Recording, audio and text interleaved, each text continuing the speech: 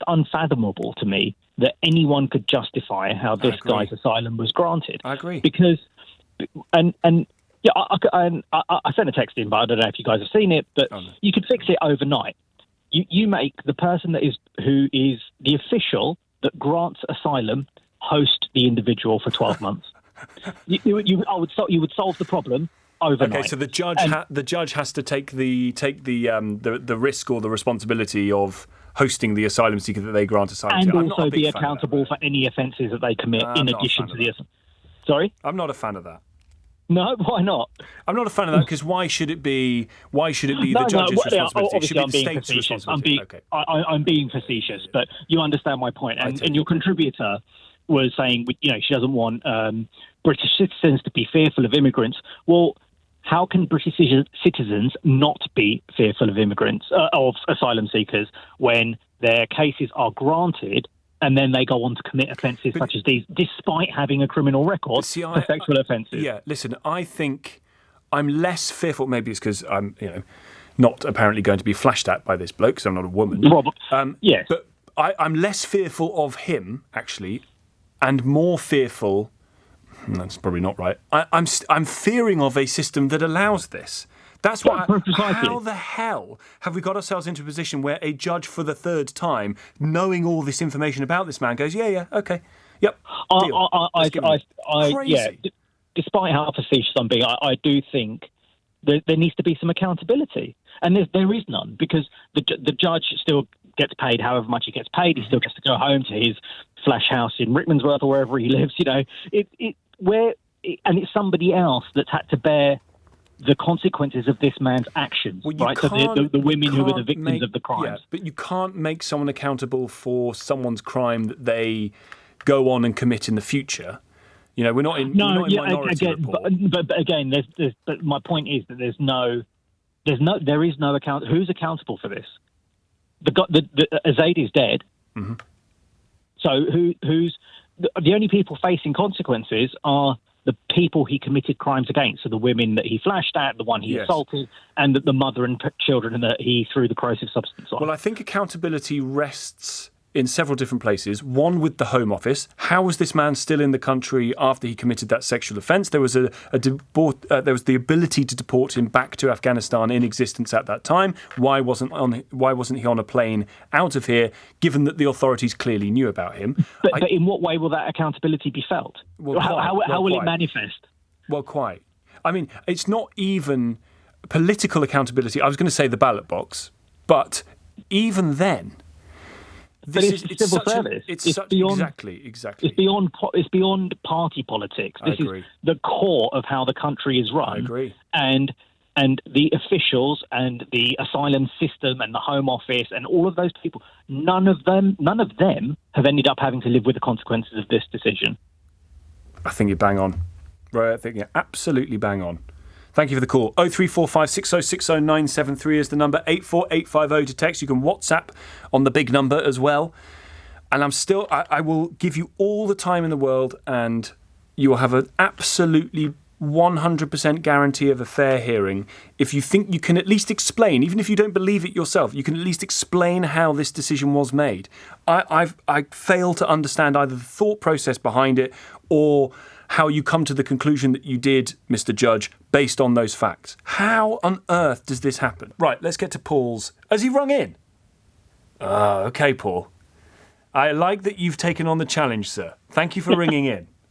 That's okay. I like you. I listen to your show most days. I do. That's you're making a big mistake today. Or just the way that you are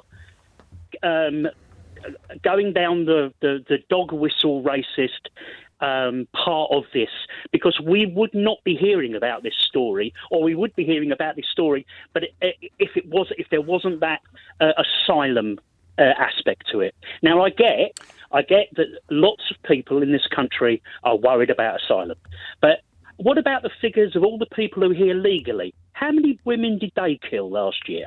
How many violent things did they do last year who the government have let in?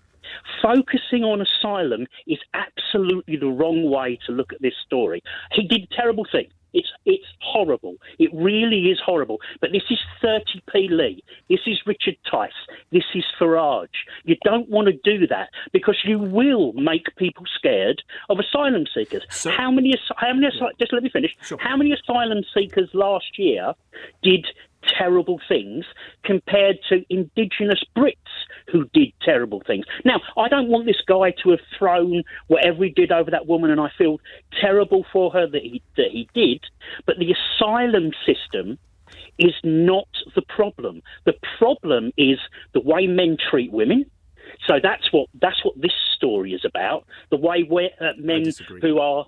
Well, okay, that's fine. You can disagree, but you are wrong, because the only reason that you are focusing on asylum and the Daily Express and the Daily Fail, they will focus on asylum because they've got their hook in asylum, and that's their agenda. Can I? Can I come back to that? Thank you, Paul. I would say two things. I would say that part of the reason why this story has been focused upon is actually not fundamentally asylum. It's the fact that there was a chemical attack launched upon innocent people in South London. That's the reason why this story first became a story, that at 7:30 one evening, these a woman and two children were getting out of a car, and suddenly they've got life-changing, in some cases, disfigurements because of that. So focus on that. Well, we did, and it turned out that the person connected to it, or thought to be responsible for it, was also an asylum seeker. Okay, but what has that got to do with what he did? Because he shouldn't be in the country. No. You won't stop bad things happening by getting him out of the country. So by making. Okay, I've just got one more. I've got one more argument. Let me just tease this one first of all, because it's not the only bad thing, and we have to say he's alleged. Oh, you don't. He's dead. But no, he's dead. And I'm glad about that. I'm glad he's dead. I don't want him to be alive. It's not the only thing, the only crime that he's committed. We know absolutely that he was convicted of a sexual offence, a sexual assault, whilst also going through the process of trying to claim a legal right to be here. Now, I think it is a perfectly legitimate question and response to say, hang on a minute, we deport foreign national offenders. Why on earth was this offender from a foreign nation allowed to stay in this country? And I think you have a point about that. Thank you. But the fact that this is blown out of all proportion by the Daily Mail, the Daily Express, the Daily Telegraph, and those kind of organs of journalism, quote unquote, is because of the asylum. They don't care about the woman who got covered in that terrible substance. They don't care about the women who are being killed. How do you distinguish, Paul, between the people who I think, like me, who are at pains to say you can't judge the part by you can't judge the whole by the part, that this is one case and there are lots of other cases that don't have anything to do with any of this, yet nevertheless are asylum claimants, versus the people who want to, and there are people who want to, say, look, this is all asylum seekers, isn't it? How do you distinguish between the two? But those people, this kind of story helps them think that all asylum seekers are bad. So we ignore the questions that you think are legitimate that arise as a result of this case? No. So what do we do? What you're doing, and I like LBC. I think LBC has got some great presenters. I listen to quite a lot. But you are adding to the febrile anti-immigrant. So what should I say about this case? What should I say about? If it was me, I'd have done a phone-in about violence against women. That's what I would have done. Ignoring the fact that one of the pertinent parts of this story is that this man, there were many opportunities for this man not to be in this country. A man who had committed violence against women prior to the events in Clapham. I'm not saying the system is perfect, but there is no such thing as a perfect system.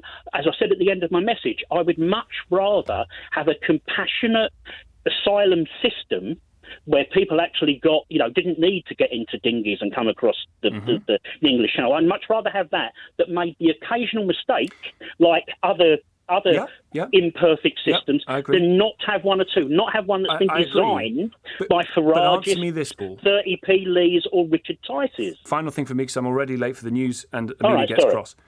Sorry. Should this man have been given asylum, based on everything we now know? Should he have been... No, of course not. They made a mistake. There we go. They made a mistake. Well, that's all we're asking. But that's not what it's this story is about. It's not Ticist or any of that. But that's not what this story is about, Tom. If you focus on the asylum, you frighten the horses. Paul, I've got to leave it there. I'm really glad you rang in, my friend. It's much better than reading it out. There's a good lesson for everyone. Ring in. It's much easier.